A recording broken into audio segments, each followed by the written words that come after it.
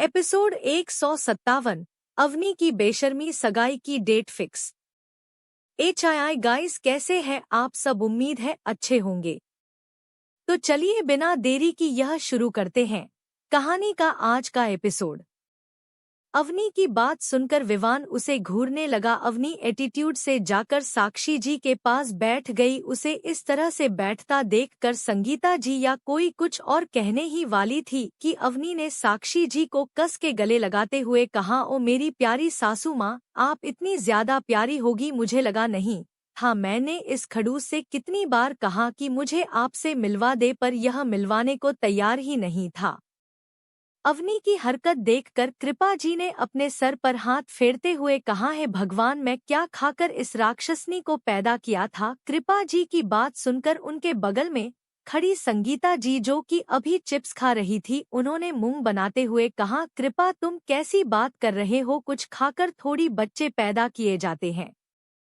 वह तो उन्होंने इतना कहा ही था कि कृपा जी ने उनके मुंह पर हाथ रखते हुए कहा, दीदी प्लीज चुप हो जाइए, कम से कम अपनी बेशर्मी का पिटारा यहाँ मत खोलिए। जिंदल परिवार पागल हो जाएगा हमारे घर के नमूनों को देखकर।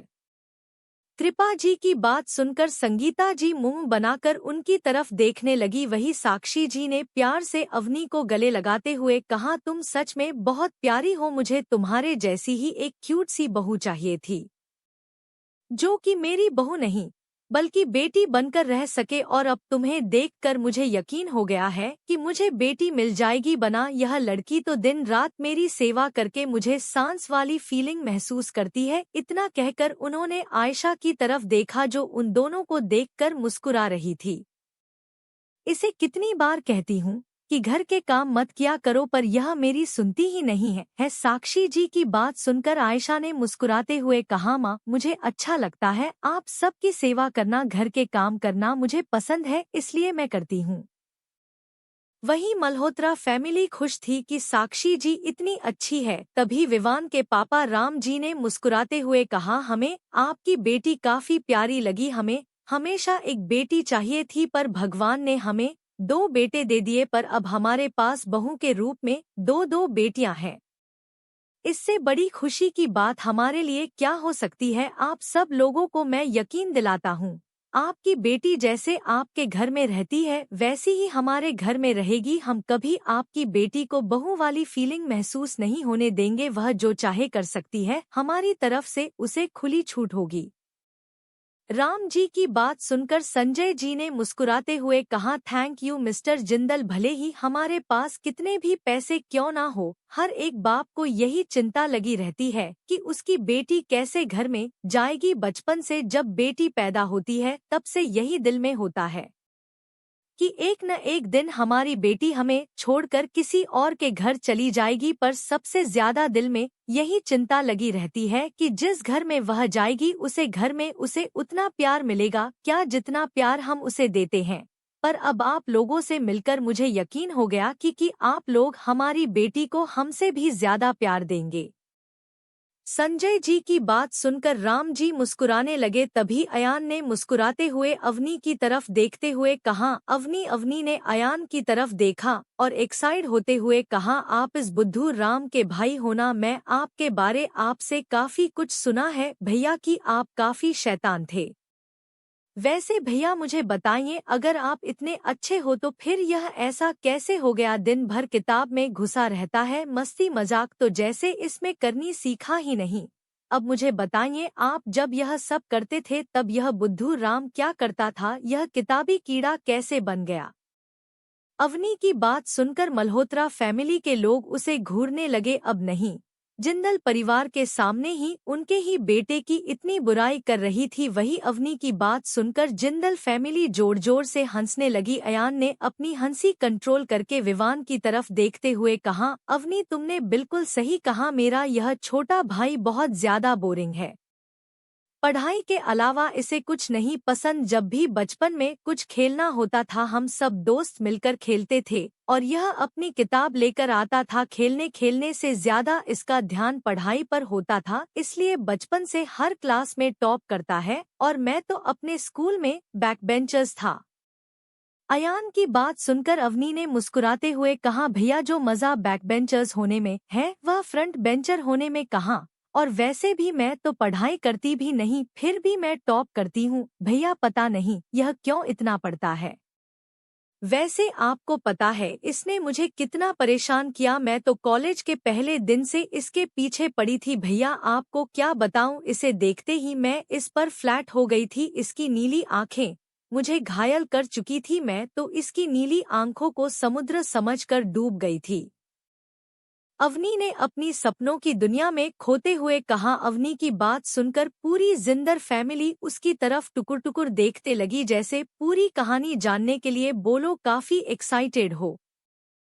साक्षी जी ने खुशी से कहा, और बताओ हमें बताओ तुम दोनों की लव स्टोरी कैसे स्टार्ट हुई। साक्षी जी की बात सुनकर अवनी ने अपने दोनों हाथ गाल पर रखे और मुस्कुराते हुए अपने सपनों की दुनिया में खोते हुए कहा, आपको क्या बताओ सासू माँ कॉलेज के पहले ही दिन में अपनी धुन में चल रही थी और यह प्रिंस चार्मिंग दूसरी तरफ से आ रहा था। इसकी एंट्री बिल्कुल स्टूडेंट ऑफ द ईयर 1 के सिद्धार्थ राय मल्होत्रा वाली थी। बस पर कितना था कि उसे टाइम पर सिद्धार्थ मल्होत्रा अपनी बुलेट पर था और यह पैदल।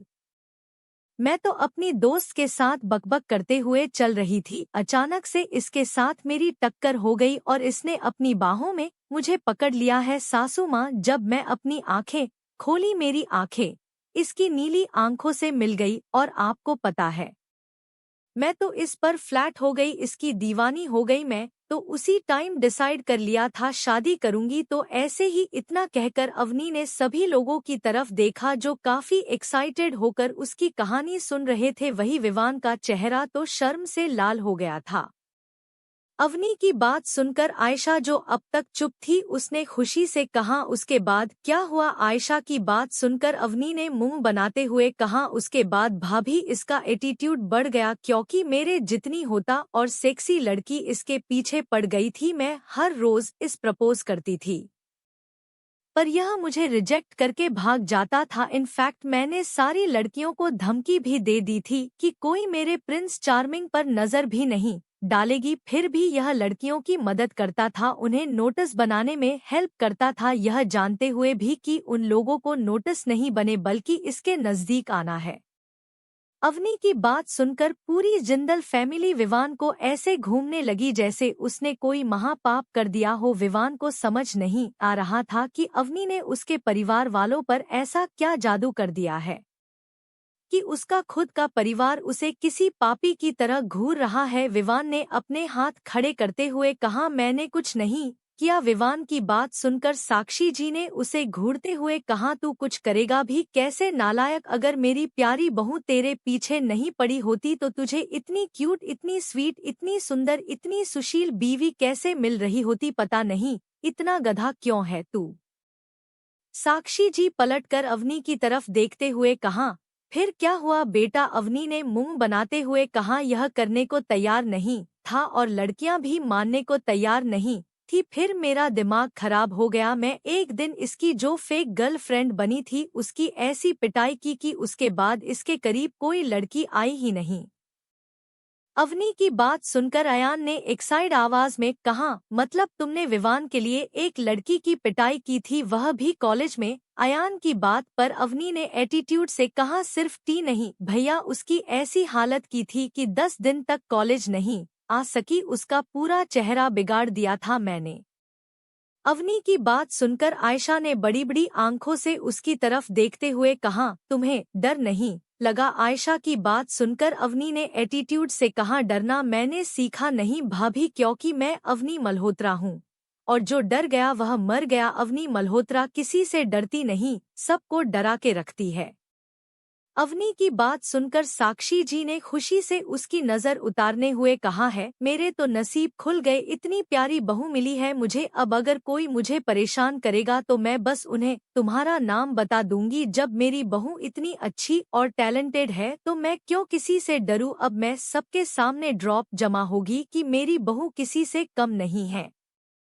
साक्षी जी की बात सुनकर अवनी ने मुस्कुराते हुए कहा, क्यों नहीं सासू माँ, आप कुछ भी कर सकती है। मल्होत्रा फैमिली के लोग तो मन ही मन अवनी को डांट रहे थे। वही विवाह ने मन ही मन कहा, इस लड़की ने तो मेरी माँ को सासू माँ भी बना लिया, काफी फास्ट है। विवान बेटा बच के रहना पड़ेगा, शादी से पहले ही उसने तेरे पूरे परिवार वालों को पटा लिया, पता नहीं शादी की बात तेरा क्या होगा।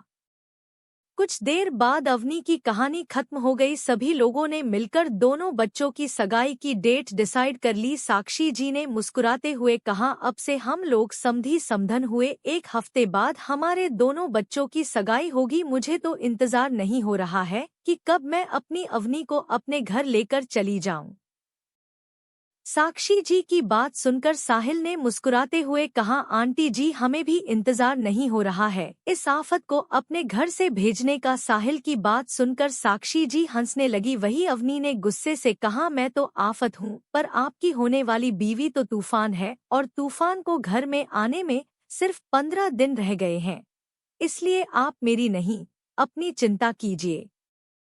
अवनी की बात सुनकर सभी लोग हंसने लगे। वही इन सब के साथ खड़ा अक्षय चौकी चेहरे पर नकली मुस्कुराहट लेकर उन सब की तरफ देख रहा था, पर उसके दिल और दिमाग में कुछ और ही चल रहा था। उसने खुद से कहा, मुझे किसी भी कीमत पर उसे ढूंढना ही होगा। मैं अपने परिवार की खुशियों को बर्बाद नहीं होने दे सकता, मुझे कुछ ना कुछ करना ही होगा, अक्षय ने खुद से कहा।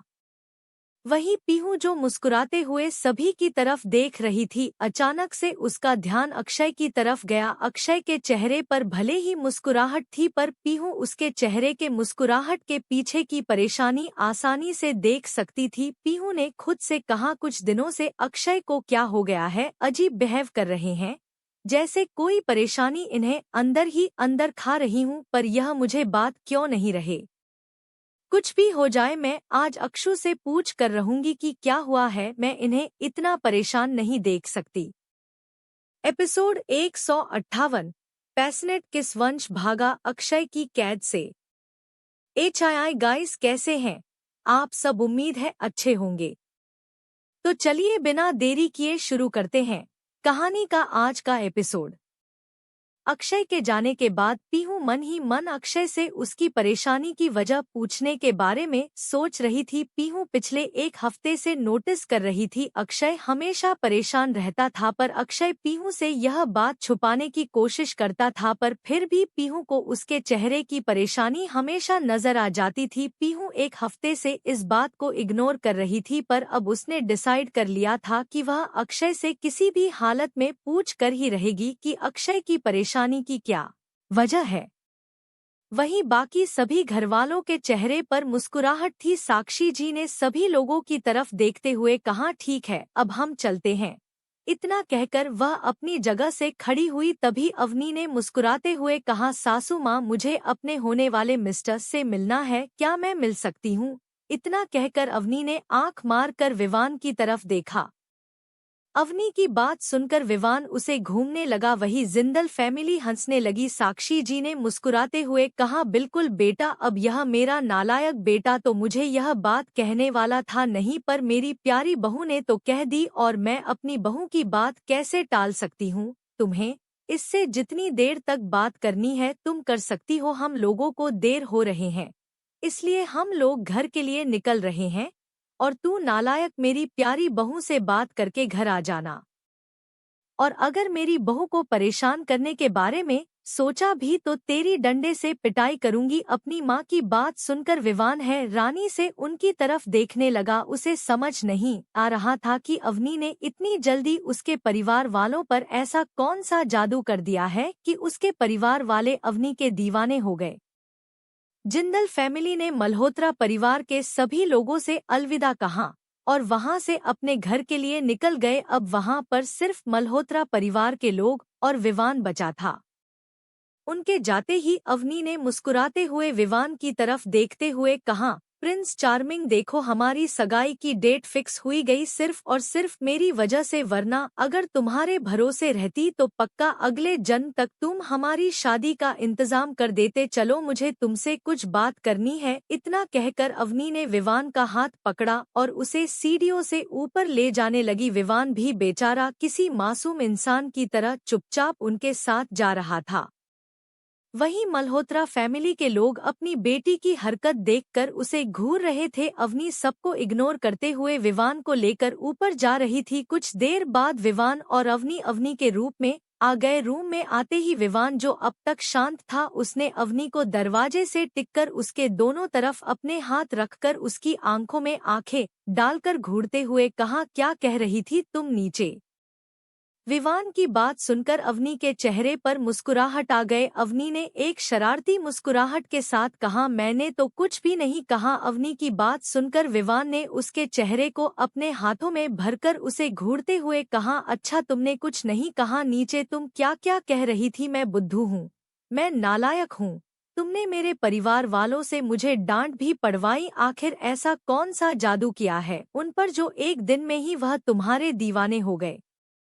विवान की बातें सुनकर अवनी ने मुस्कुराते हैं कहा, तुम्हें नहीं पता मैं तुम पर भी तो जादू चलाया है। अच्छा तुम रह सकते हो मेरे बिना? अपनी की बात सुनकर विवान ने उसके गालों को खींचते हुए कहा, इस तरह की बातें करने के बारे में सोचना भी मत, तुमसे दूर जाना मेरे लिए मौत से पत्थर सजा होगी। अब मेरे लिए तुम मेरी जिंदगी हो। विवान की बात सुनकर अवनी ने उसके गले में अपनी दोनों बाहें डालते हुए कहा, और तुम मेरे लिए मेरी पूरी लाइफ हो, मेरी लाइफ लाइन। बहुत जल्दी हम हस्बैंड वाइफ बन जाएंगे। अवनी की बात सुनकर विवान ने मुस्कुराते हुए कहा, और तुम हमेशा हमेशा के लिए मेरी हो जाओगी। विवान की बात सुनकर अवनी ने आगे बढ़कर उसके लिप्स पर किस करते हुए कहा, मैं तो हमेशा से तुम्हारी ही थी और तुम्हारी ही रहूंगी। अवनी के किस करने के कारण विवान ने उसे कमर से पकड़कर अपने नजदीक खींचा और उसे प्यार से किस करने लगा। अवनी भी विवान को काफी प्यार से किस कर रही थी। दोनों एक दूसरे के लिप्स को लगातार किस कर रहे थे। आज दोनों के दिल में खुशी थी क्योंकि आज उनका प्यार मुकम्मल होने की ओर बढ़ गया था। बहुत जल्दी वह लोग गर्लफ्रेंड बॉयफ्रेंड से फियांसे बनने वाले थे। कुछ देर बाद जब दोनों को सांस लेने में दिक्कत हुई, दोनों ने एक दूसरे को छोड़ अवनी और विवान दोनों का माथा एक दूसरे से लगा हुआ था और दोनों लंबी लंबी सांस ले रहे थे। दोनों के चेहरे पर एक बड़ी सी मुस्कुराहट थी। कुछ देर बाद अपनी सांसों को कंट्रोल करके विवान ने मुस्कुराते हुए कहा, वैसे तुम्हें मेरे घर में कोई प्रॉब्लम नहीं होगी क्योंकि तुमने मेरे पूरे परिवार को तो पता ही लिया है और मम्मी तो तुम्हारी फैन ही हो गई है। मुझे तो डर है कि कहीं तुम और मम्मी मिलकर मेरी पिटाई ना कर दो। विवान की बातें सुनकर अवनी ने मुस्कुराते हुए कहा, वह तो फ्यूचर पर डिपेंड करता है कि तुम मुझे किस तरह से ट्वीट करते हो। अगर तुमने मेरी सारी बातें मानी, मुझे कभी परेशान नहीं किया, एक अच्छे डिसेंट हस्बैंड की तरह बिहेव किया, तो फिर मैं तुम्हें क्यों पिटूंगी? अवनी की बात सुनकर विवान ने उसके गाल खींचते हुए कहा, अच्छा मैं तो डिसेंट हस्बैंड बन जाऊंगा पर तुम तो मेरी वाइल्ड कैट ही रहोगी ना, जंगली बिल्ली।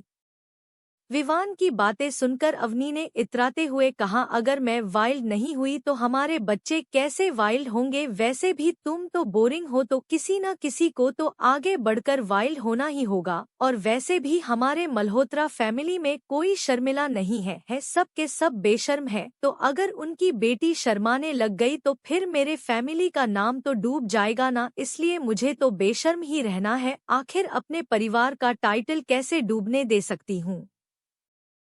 अवनी की बात सुनकर विवान ने अपने सर पर हाथ मारते हुए कहा, तुम कभी नहीं सुधरोगे। विवान की बात पर अवनी ने एटीट्यूड से कहा, जो सुधर जाए वह अवनी कहा।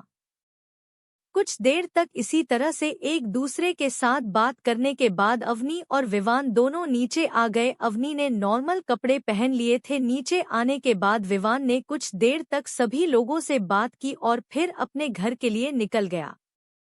विवान के जाने के बाद कृपा जी ने अवनी के कान को खींचते हुए कहा, क्या कर रही थी नालायक लड़की, साक्षी जी तेरी होने वाली सास है और तू उनके साथ ऐसे बिहेव कर रही थी जैसे वह कोई तेरी पुरानी बिछड़ी हुई दोस्त हो। नालायक लड़की, कम से कम थोड़ी तो संस्कार दिखाए होते, कम से कम उनके पर ही छू लिए होते, तू तो सीधी जाकर गले लग गई। कृपा जी के कान खींचने के कारण अवनी ने चिल्लाते हुए कहा, माँ कान छोड़ो, दर्द कर रहा है। और रही बात मेरी प्यारी सासू माँ को गले लगाने की, तो पैर छूना रिस्पेक्ट होती है, पर गले लगाना यह होता है कि मैं दिल से उन्हें अपना मानती हूँ। माँ छोड़ो, आपकी प्यारी बेटी की जल्दी सगाई होने वाली है और आप उसके साथ इस तरह से अत्याचार कर रही हो, जबकि आपको मेरा बहुत अच्छे से ध्यान रखना चाहिए क्योंकि मैं कुछ दिन ही यहाँ पर रहने वाली हूँ। छोड़ो माँ, अवनी ने चिल्लाते हुए अपने कान को छोड़ने की कोशिश कर रही थी, पर कृपा की उसके कानों को छोड़ ही नहीं रही थी। यह देखकर वसुधा जी ने कहा, कृपा छोड़ दो, अवनी के कान क्यों परेशान कर रहे हो। वैसे भी उसकी सास को वह पसंद आ गई, उन्हें ऐसे ही लड़की चाहिए थी। जब किसी को कोई परेशानी हुई ही नहीं तो तुम अवनी को क्यों डांट रही हो। वसुधा जी की बात सुनकर कृपा जी ने उन्हें घूरते हुए कहा, माँ अपने ही से बिगड़ा है और यह नालायक लड़की कभी नहीं सुधरने वाली। अच्छा हुआ इसके जैसी ही सास मिल गए, वरना पता नहीं इसका क्या होता। कृपा जी के कान छोड़ने के बाद अवनी ने अपने काम को सहलाते हुए कहा, क्या होता वही होता जो मंजूर है, खुदा होता। अवनी की बात सुनकर कृपा जी ने घूर कर उसे देखा, अवनी जल्दी से वहां से भाग गई। वहीं दूसरी तरफ इस वक्त अक्षय अपनी गाड़ी में बैठा हुआ था, ड्राइवर कार चला रहा था। अक्षय की आंखों में इस वक्त कोल्डनेस नजर आ रही थी, तभी उसका फोन बज। उसने फोन पर फ्लैश हो रहे नाम को देखा और जल्दी से फोन उठाया। दूसरी तरफ से उसे आदमी ने कहा, सर अब तक हमें उसके बारे में कुछ भी पता नहीं चला है, हमने उसे ढूंढने की काफी कोशिश की, हमने उसके फैमिली मेंबर्स पर भी नजर रखवाई है, पर अब तक हमें किसी पर भी शक नहीं हुआ है। उसे आदमी की बात सुनकर अक्षय ने फोन पर चिल्लाते हुए कहा, मुझे किसी भी कीमत पर वह चाहिए, मतलब चाहिए। तुम लोगों की लापरवाही की वजह से वह वहां से भाग गया और आज उसकी वजह से मेरी फैमिली डेंजर में है। अगर मेरी फैमिली में किसी को एक खरोच भी आई तो मैं तुम लोगों की जान ले लूंगा। अक्षय की बात सुनकर दूसरी तरफ से उसे आदमी ने घबराते हुए कहा, सर हम पूरी कोशिश कर रहे हैं और मुझे यकीन है कि हम जल्दी ही उसे ढूंढ लेंगे, क्योंकि जहां तक हमें पता है उसके सारे बिजनेस पहले ही बर्बाद हो चुके हैं। तो उसकी मदद करने वाला कोई इंसान अभी फिलहाल तो हमें दिख नहीं रहा और ज्यादा दिन तक वह बिना मदद के इस तरह से हमसे छुप भी नहीं पाएगा।